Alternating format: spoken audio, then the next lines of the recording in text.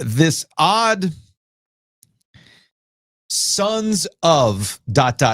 Yeah. and the SEO algorithmic programming that has taken hold with our national sports coverage.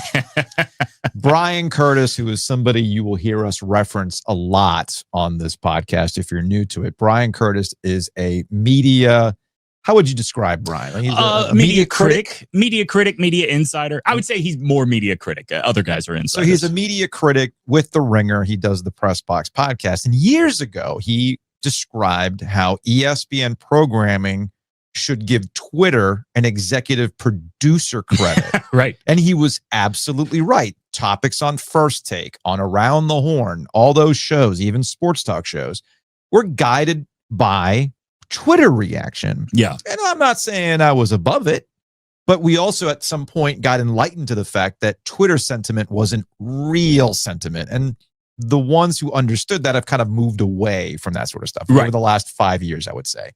In its place, though, if I could update what Brian Curtis described as executive producer status, SEO, YouTube, algorithmic data is now your executive producer for a lot of these shows. 1,000%. ESPN decides to talk about, and to a certain extent, even what some of your favorite sports talk radio stations are talking about, because they are not really trusting themselves in the radio audience anymore, and they are chasing whatever it is that gives them any sort of positive feedback on YouTube. This is a real thing.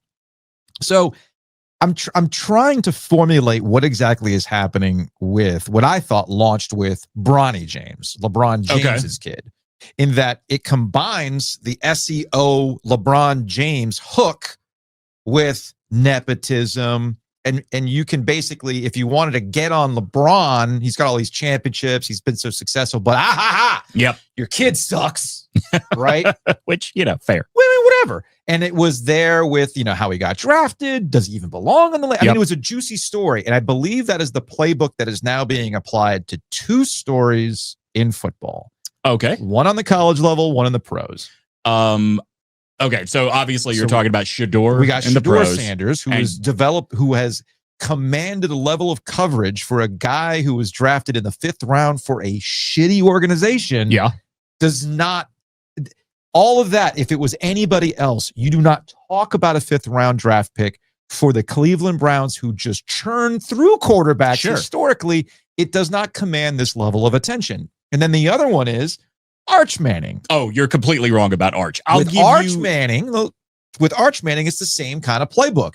It is football royalty. It's Peyton. It's Eli. It's Texas. How could this guy not be the one that you're going to have a march for Arch and tank to get him with the first pick in the NFL draft? When we really haven't seen anything from Arch Manning that would indicate to you, and I'm just going to be basic knuckle-dragging football guy, you couldn't beat out Quinn Ewers. I'm old enough to remember when Kelly Bryant took a Clemson team to the college football playoff. Dabo took one look of, man, this guy ain't going to be the one who gets us over the top, so it's time to go Trevor Lawrence. Your old boy Nick Saban did this. Yeah. Okay? Jalen, love you, but he's a Super Bowl champion, Jalen Hurts, okay? Jalen, love you, buddy, but nah, you're out. Tua Tagovailoa is in.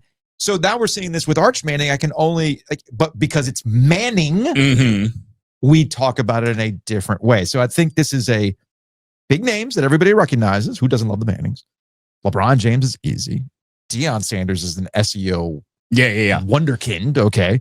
And then you combine all that together, and that's the playbook that you're getting with a lot of these discussions that I don't think actually equal the interests around these people. So honestly, do you think we knew that Deion was, and the Sanders name was, an SEO shooting fish in a barrel until Jackson State happened? Yes. I think he always has been. Okay. Yeah, because Deion's always been an outspoken guy. He's always been a superstar. He had his opinions and those types of things. Going to Jackson State just added to it with him doing the thing that he does. I think Jackson State amplified it because I think it was very easy to forget he was on the NFL Network when he was on NFL Network and not CBS anymore. But I would say I understand, and your point is dead on with Bronny. It is about the SEO play. It is about not only Bronny becoming an SEO play, but how do we double dip and get that LeBron conversation there?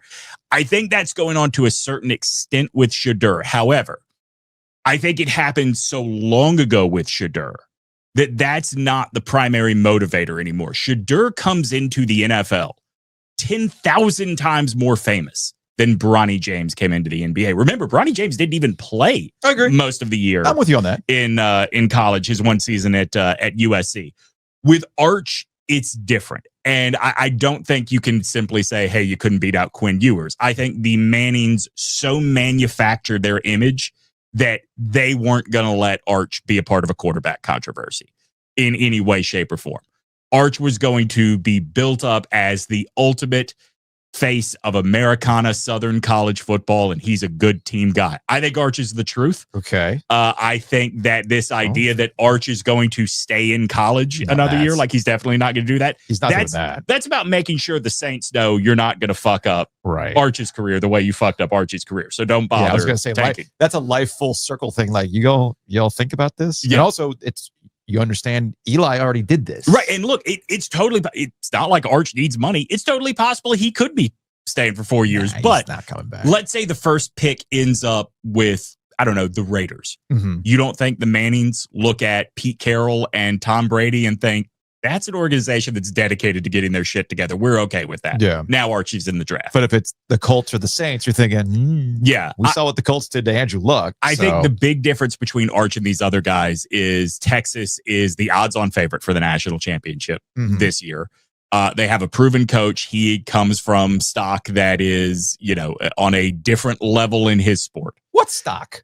The Manning family stock. Which Manning? All of them. Which Manning? Which one? Who produced Arch? Was it Peyton? No.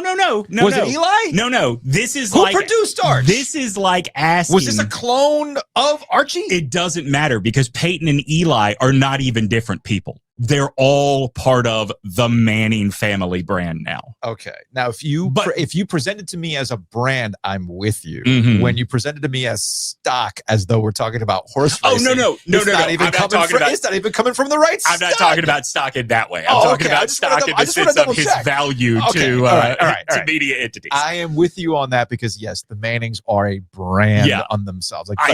Like Jay-Z would say, I'm a business man. Right. That's the Mannings. Dude, I work with a dude that says that about himself unironically regularly.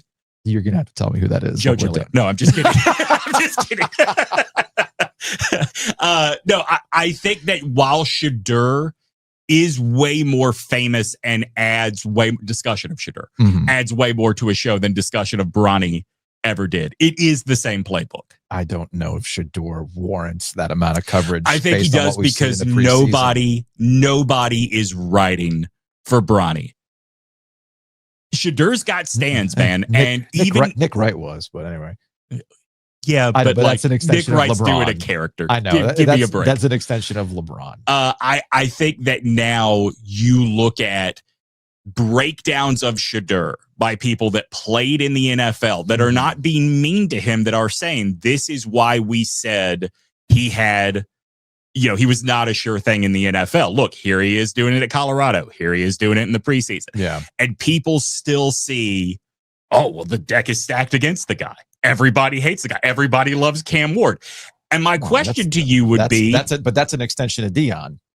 Sure. Well, yeah, because there's a Dion thing that's in play there, which again gets back to the nepotism. It's also an invention. Find me anyone out of Nashville that doesn't think the Titans are going to be looking for a franchise quarterback in 3 years. I get what you're saying. But I think you and I can agree on this, that most of these discussions do not warrant the level of play that they're getting. Yeah, 100%. And a lot of that just has to do with what the algorithm tells you is hitting. And you're chasing that high all the time. And you put all that stuff into SEO. And that's how we end up with these conversations around Shedeur Sanders on First Take at a level that I just don't. Same with the Cowboys, by the way.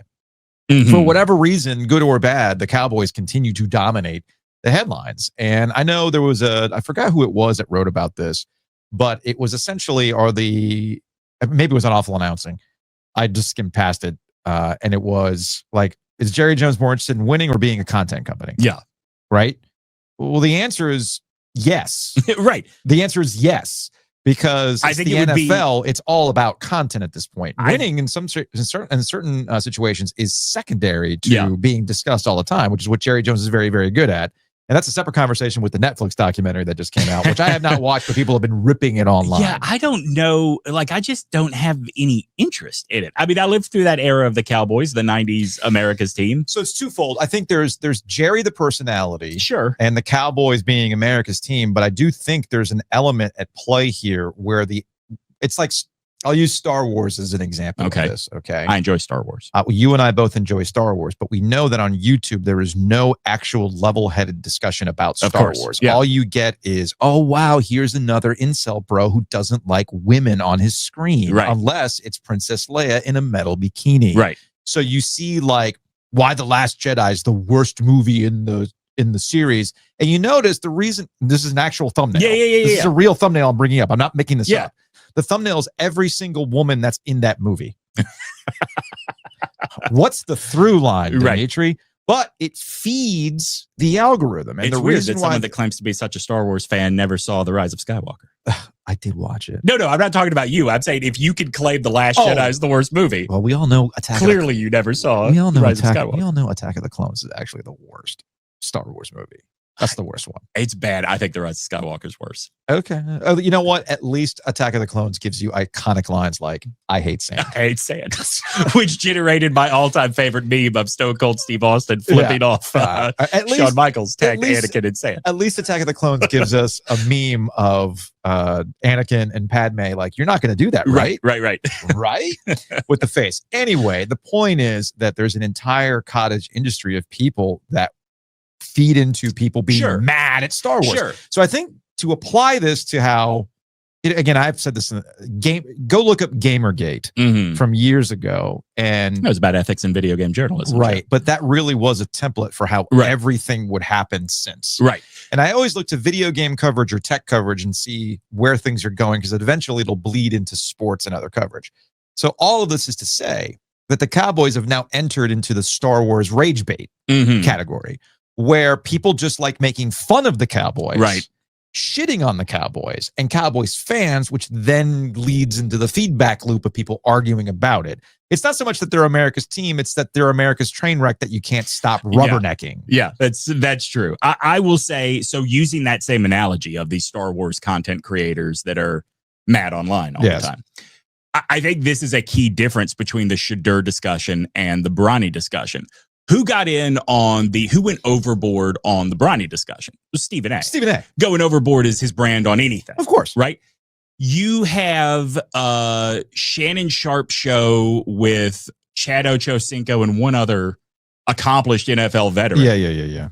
Go doing 30 minutes on how Kevin Stefanski is clearly trying to sabotage Shedeur Sanders. And yet they just traded Kenny Pickett. Right. So, but clearly sabotage. Right. Well, I mean, to be fair, Kenny Pickett is another one that the moment he got drafted, I thought, what are we doing? Like, what? Why are we doing this? But anyway, my point is, I think because of the universal love in the athlete community for Deion that doesn't exist the same way for LeBron, and the fact that Shedeur was an established, successful star quarterback in college football, I think it is a different thing than just Bronny equals LeBron equals clicks. Gotcha. That's going to wrap it up for the free portion of OG Business. You want the rest of it? Go to YouTube. Where you're butt naked.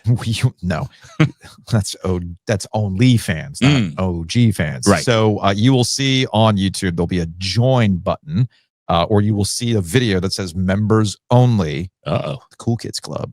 Maybe we need to do like an OG members only jacket. Actually, that'd be pretty sick. I put a little OG flag on top of the members only logo. Right. Oh man, I'm gonna have to do that. Can we do? You remember the Stonecutters episode of The Simpsons with the No Homers Club? Yes. Can we do some sort of play on that? There's that. You could do Calvin and Hobbes up in the treehouse, all sorts of stuff, right? But the membership channel, members only. Click on that. You can follow the instructions, and it's just $5.